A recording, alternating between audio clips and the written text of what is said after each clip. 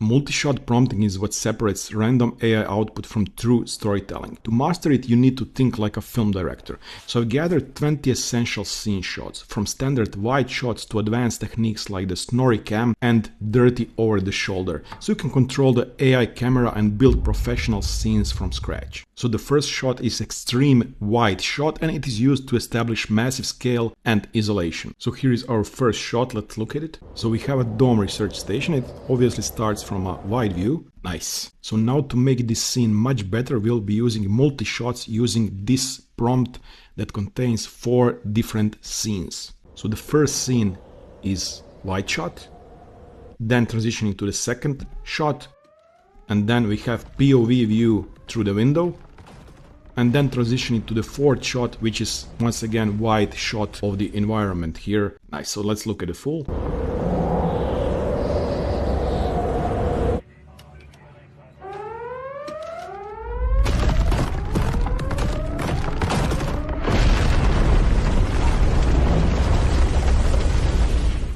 During this tutorial, I'm going to provide both standalone and multi-shot prompts on screen, and you can also find every prompt used here on my website techtutorzone.com for free. The second one is worm's eye view, where the camera is basically looking straight up from the ground. For the AI video model here, I will be using Grok Imagine, so let's look at the video.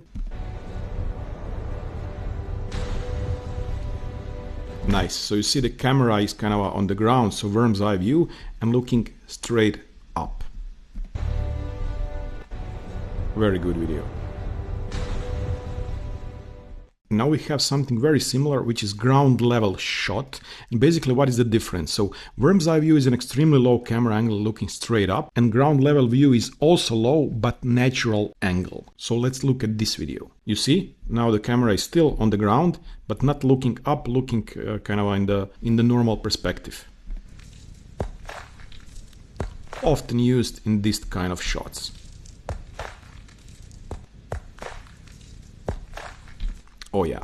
A quick note on my workflow. I generate all these examples on Lova AI. It's an all-in-one platform for AI image and video that hosts all the best models I'm showing you today. This is a huge deal because Seedance 2.0 has officially been released globally now on Lova. If you want to follow along with the same setup I'm using, the link is in the description. Now the fourth one is over the shoulder shot and reverse over the shoulder. Here we are looking at the subject from behind the shoulder of another person, and it is a lot used in dialogue and confrontations. So here we have our scene in Kling 3.0. So the first shot over the shoulder to the suspect, and then reverse over the shoulder to the investigator. So yeah, this is used a lot in Hollywood and in any filmmaking. Also we have this one. They're staring at each other. Very nice movement and very nice video created by Kling. Then we have the snorri cam, where camera is rigged to the actor facing them. And interestingly enough, name is not coming from the word snoring, but from the surname of 2 Icelandic directors, Einar and Auður Snorri, who created the chest-mounted camera rig to capture, those disorienting POV shots. And it became popular after being used in the films like P and Requiem for a Dream. So here is our guy created with Grok Imagine. Looks pretty nice. Weird, but nice. Interestingly enough, I also created this scene with Kling 3.0, and by my opinion, Grok produced better results here. You see, he's not really running, he's kind of spinning. Background is spinning behind him. Of course, I could redo the prompt and make it better, but I wanted to show you everything with the first prompt. Then we have the standard wide shot, which captures the subject's entire body and their immediate surroundings. And here is our steampunk scientist working in his lab. He's producing probably some kind of whiskey. Then we have something officially called cowboy shot or American shot. It is a medium wide shot framed from the mid-thigh up to the head. So here is our sheriff, and you notice from the thighs up to his head shot. And now the shot is coming closer because I didn't specify for camera to not move. You don't need to do that, but if you'd like to have a static shot, you need to specify for camera to not move because AI will sometimes move the camera automatically. And this shot was created in Seedance. And now we have the medium shot, which is very similar, but it is framed from the waist up. And it is one of the most natural way to view a person on the camera. Here I prepare the section of a player. And you notice from the waist up, exactly as we told it to. And then switching to the profile shot, as it was described in the multi-shot prompt. And then we have a close-up shot which focuses almost entirely on the subject's face. So here is our chef, first close-up, and then transitioning to the wide shot. Similar example, close-up, and then a wide shot. And yeah, we also have a shot officially called choker shot, which is basically an ultra-tight frame from just above the eyebrows to just below the mouth. It is often used to capture raw emotion like in this lady. Of course, we also have extreme close-up, which zooms in on a specific feature like an eye or a mouth, for example. And here we'll be using both standalone and a multi-shot just to showcase both. Here is our eye. This is standard, nothing new, but used a lot in filmmaking. So first we have extreme close-up of the key and the lock, and then switching to a medium shot of a man opening a door, of course. Very nice little scene. Then we have a macro shot, which is used to film extreme details of tiny objects like insects, textures, tech, and similar. So here is a droplet of the ink in the slow motion. Yeah.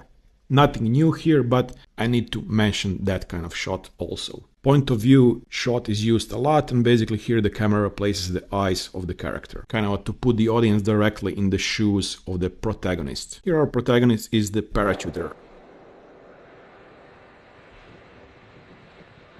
Then we have the Dutch angle, and I mentioned that one also in my video about 38 camera moves. And here the camera is tilted on its horizontal axis to create a sense of unease. So look at the angle and the axis, how it looks like. Now in the other direction, it looks kind of a hypnotic, very interesting, vertigo feeling. Then we have also a bird eyes view, which is shot directly above the subject. And here we also use the multi-shot prompting, so we have the car, bird's eye view, switching to the guy calmly driving his, is this BMW? I don't know, could be. Let's see. Here it looks like M package. We also need to mention something called frame within a frame, and here we are using the environment, doorway, window, or a peephole to frame the subject. Here is our subject gently combing her hair in the toilet, in the bathroom. Yes, so frame within a frame. You wouldn't believe it, but we also have something called Italian shot or Leone's close-up, basically based on the Sergio Leone's spaghetti westerns, where we have a widescreen extreme close-up focusing only on the eyes. For example, like this. Or like this. A little bit too much sweat, I would say here. But nonetheless. Of course, the profile shot or side view is a standard in filmmaking, so no need for explanation here. Let's just look at the video. She's looking peacefully at the city from her balcony. Yes, meditation on the balcony. Sometimes directors want for camera to look through a solid object like a glass, and this is called true object shot. Like here we have a family at the dinner and the fish bowl, and the camera is looking through that fish bowl, distorting the man and his nose. Now this technique is also used a lot, and it's called reflection shot. Basically, subject is seen in a mirror, puddle, or an eye, for example. So our subject is reflecting from the mirror here. I like that one. Switching to the medium shot, where we both see her and the reflection. She's thinking, what have I done today?